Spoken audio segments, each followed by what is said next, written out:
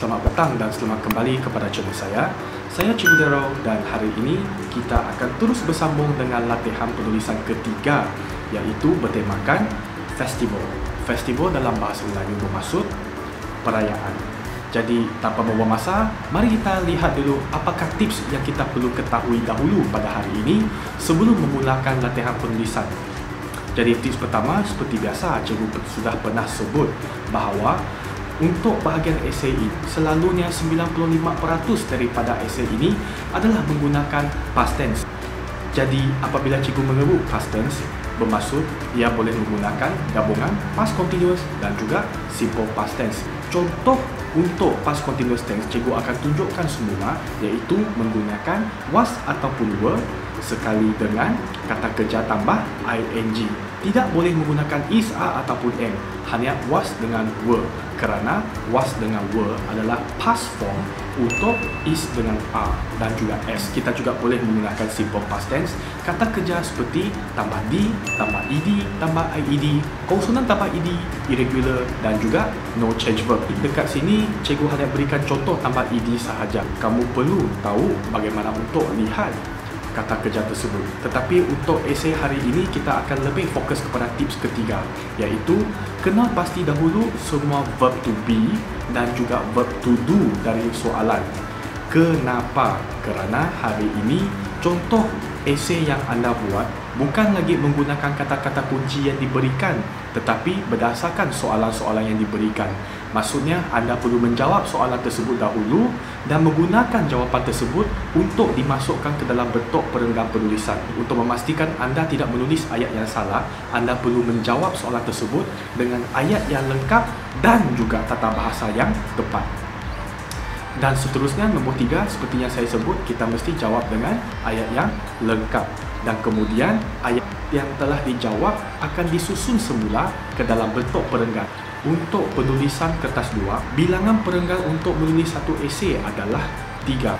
Dan juga kebanyakan murid yang cikgu lihat, selalunya mereka mengikut format penulisan bahasa Melayu, iaitu pada perenggan pertama mereka tidak membuat indent dan menyebabkan markah dipotong. Dan juga selepas karangan yang ditulis dalam perenggan sudah siap tersusun, baca balik semula karangan tersebut dan kemudian anda boleh cuba menambah baikkan esei tersebut dengan secukup rasalah. Ini adalah contoh soalan untuk hari ini. Mari kita lihat gambar dahulu. Okey, gambar pertama ada seorang pakcik tua ataupun datuk sedang membakar lemang. Gambar kedua nampak juga seperti seorang perempuan tua, so mungkin nenek, okey, yang sedang memasak. Dan yang ketiga, ada juga seorang pakcik yang sedang menghias rumah. So, nampak sangat ada lemang, ada masak-masak, okay, ada lagi pasang lampu-lampu. So, ternyata sekali ini sebenarnya adalah satu perayaan Hari Raya Aidilfitri. Dan selalunya dalam UPSR kita akan diberikan pelbagai format untuk menjawab bahagian C. Okay, kadang-kala kata kunci yang diberikan, kadang-kala kita melengkapkan cerita tersebut. Dan hari ini adalah contoh soalan di mana soalan ini adalah dijawab berdasarkan kata-kata kunci soalan diberikan. Contoh, kita lihat soalan pertama apa yang diberikan. When was Hari Raya Aidilfitri? Who was preparing lemang at the backyard? What was your grandmother doing in the kitchen? What did she prepare? What was your father doing at the living room? What did he put on the wall? Did you feel happy? Did everyone enjoy the family dinner? Jangan pandang rendah soalan ini, kerana kadang-kala ada setengah watak yang sudah dinamakan dalam soalan tersebut. Kalau kamu tidak mengendahkan soalan ini dan membuat karangan tersebut ikut rasa hati sendiri, anda mungkin akan keluar tajuk, kerana dalam soalan ia sudah menyatakan itu adalah datuk kamu, nenek kamu, bapa kamu. Dan jangan pula tiba-tiba apabila kamu menulis esei, kamu tulis Bapak Kamil, Bapak Saumya. Salah lah. Okey, maksudnya sudah keluar tajuk. Jadi anda perlu baca dan fahamkan soalan tersebut dengan betul-betul dan kemudian jawab dengan ayat lengkap. Sekarang mari kita cuba untuk menjawab soalan tersebut dengan ayat yang lengkap. Kita mulakan dengan soalan pertama dahulu. When was Hari Raya Aidilfitri? When bermaksud bila, dia perhatikan bila. Dan kemudian untuk was kita lihat dalam ayat tersebut dia menggunakan was dan tiada ing, maka ini adalah contoh soalan simple past tense. Dan apabila menjawab soalan ini dalam ayat yang lengkap, pastikan anda tahu dahulu jawapan tersebut dibubuh di mana. Sama ada di depan, di tengah ataupun di hujung. Biasanya cikgu akan sebut depan sebagai A, tengah sebagai B dan hujung sebagai C. Jikalau anda tidak faham apa yang saya katakan mengenai A, B ataupun C, anda boleh klik link dekat sini dan terus pergi ke video yang cikgu yang pernah jelaskan cara untuk menjawab soalan dengan ayat yang lengkap. So, when was Hari Raya Aidilfitri? Cikgu berikan contoh. Last week was Hari Raya Aidilfitri. Alright, so jawapan adalah last week. Dan bukannya apabila kamu sudah ada jawapan, maksudnya kamu betul jawab dengan ayat yang lengkap. Kalau soalan nyatakan was, kamu pun gunakan was. Last week was Hari Raya Aidilfitri. Number 2, who was preparing lemang at the backyard? Siapakah yang sedang menyediakan lemang di backyard? My grandfather was preparing lemang at the backyard. Kamu mesti gunakan was preparing, bukannya prepared. Kerana soalan menyatakan who was preparing. Soalan menggunakan past continuous. Jadi apabila anda menjawab, anda juga perlu menggunakan past continuous tense. Soalan ketiga, what was your grandmother doing at the kitchen? Apakah yang nenek anda sedang buat di dalam dapur? My grandmother was cooking some good food at the kitchen. Dekat sini, cikgu telah gariskan cooking dan merakam kata cooking kerana yang digariskan tersebut adalah menjawab kepada soalan what, dan pada masa yang sama, yang merah tersebut bermaksud imbuhannya ataupun tata bahasa yang menggunakan ing dan juga was. So you have to take note on that, alright? So some good food at the kitchen. Jawapannya adalah cooking some good food at the kitchen. Tapi kerana soalan tersebut menggunakan past continuous tense, maka kamu perlu tulis was cooking. Tidak boleh gunakan my grandmother cooking some good food at the kitchen. Sebab verb to be hilang. Number 4, what did she prepare? Apakah yang dia sediakan? What did? Perkataan did sudah menunjukkan ia menggunakan simple past tense. Jadi apabila anda menjawab soalan simple past tense, adakah did masih wujud dalam jawapan? No, tiada lagi wujud kerana did sudah ditelan oleh prepare. Maksudnya kata kerja prepare nanti yang perlu dibubuh dengan di ataupun diubah kepada bentuk simple past. So ini adalah contoh jawapannya.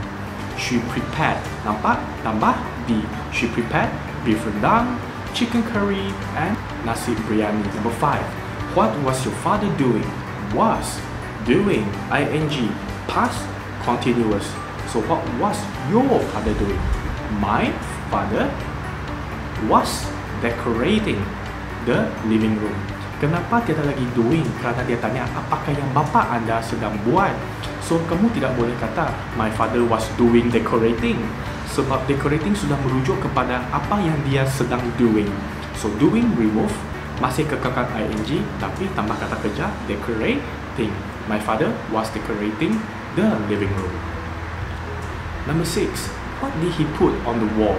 Alright, sekali lagi did dan juga put. Maksudnya ia menggunakan simple past. So kamu kena fikir dulu, apakah past tense untuk put? Is a no change verb, jenis ke-6. Alright, jenis ke-6 no change verb. Maksudnya apabila menjawab ia masih menggunakan he put. Alright, so jawapan adalah he put colorful lights and some decorative items on the wall. He put no change verb dalam bentuk simple past. Number 7, did you feel happy? Adakah kamu rasa bangga? Memang kamu akan jawab yes, betul tak? Tapi di sini sebab jawapan nanti akan ditulis semula dalam bentuk perenggan, tidak mungkin kamu tulis yes. Logik ke tidak? Jadi untuk menunjukkan jawapan anda adalah yes, anda boleh jawab macam ni. Did you feel happy? Did feel. So bila jawab did hilang, feel tukar kepada past tense. So past tense for feel adalah felt. I felt happy. Number 8, did everyone enjoy the family dinner? Benda yang sama, did everyone, did enjoy. So did nanti hilang, enjoy tambah ed. Everyone enjoyed the family dinner. Mungkin kamu akan tanya, cikgu, kenapa bukan yes? Ya, kalau kamu jawab yes, betul, tidak salah. Tetapi nanti jawapan yes yang anda tulis dalam soalan ini, apabila ditulis semula dalam karangan, bukankah ia berbunyi pelik hanya tulis yes di sana sahaja? Sekarang setelah semua soalan telah terjawab, jawapan-jawapan sudah pun terpapar di dalam skrin depan anda. Jadi sekarang kita kena tetapkan dahulu jawapan mana yang perlu letak dalam perenggan 1, jawapan mana yang perlu letak dalam perenggan kedua, dan yang seterusnya ketiga. Alright, so cikgu telah pilih jawapan 1 dan 2 saya letak dalam perenggan 1, 3 dan 4 saya letak dalam perenggan 2, dan 5, 6, 7, 8 cikgu letak dalam perenggan 3. So sekarang jawapan ini saya akan tulis dalam bentuk perenggan. Dan inilah contoh dia. Seperti yang cikgu kata tadi, baris pertama dalam perenggan pertama anda perlu letak dahulu indent, okey, iaitu langkah sedikit. Alright, so last week was Hari Raya Aidilfitri. My grandfather was preparing lemang at the backyard. As simple as that. Next picture. My grandmother was cooking some good food in the kitchen. She prepared beef rendang, chicken curry, and nasi biryani. Perenggan kedua. Okay, perenggan ketiga. My father was decorating the living room. He put colorful lights and some decorative items on the wall. I feel happy. Everyone enjoyed the family dinner. Setiap perenggan cikgu ada tulis berapa patah perkataan. Dan apabila dijumlahkan ia hanya 59 perkataan. Adakah ia sudah cukup sampai 80 ataupun had perkataan minimum? Tidak, kita masih kekurangan 21 perkataan. So, bagaimana? Tadi cikgu kan sebut, selepas jawab semua soalan, ambil semua jawapan yang lengkap, bubuh dalam 3 perenggan. Selepas anda bubuh dalam 3 perenggan, anda baca lagi sekali dan kemudian anda cuba lihat bahagian mana lagi yang sesuai ditambah supaya karangan tersebut nampak lebih kembang, nampak lebih cantik. Isi secukup rasa, kembangkan secukup rasa. Itulah maksud cikgu. Jadi, cikgu pun sudah kembangkan esei cikgu dan mari kita lihat dahulu bagaimana cikgu mengubah karangan ini daripada 59 sampai ke had minimum perkataan. Ini perenggan pertama. Saya telah tambah 12 perkataan untuk dia. Kita lihat perkataan pada warna merah. Perkataan warna merah adalah perkataan yang cikgu tambah untuk mencukupkan perenggan tersebut. Last week was Hari Raya Aidilfitri. My family and I spent our Hari Raya at my grandparents' house. Sebenarnya, benda yang kamu nampak di gambar memang kamu perlu huraikan. Tapi anda juga boleh untuk menguraikan benda yang anda tidak nampak dalam gambar. Anda boleh tambah isi sendiri. Tidak menjadi masalah. My grandfather was preparing lemang at the backyard. Okey, jadi cikgu telah tambah 12 perkataan. Untuk perenggan kedua, ini lagi hebat. My grandmother was cooking some good food at the kitchen. My mother helped her at the kitchen too. Ada tak kamu nampak mak kamu dalam gambar? Tiada. Tapi tidak menjadi masalah because this is something you think outside the box. Kamu sudah menghuraikan segala yang kamu nampak di dalam gambar.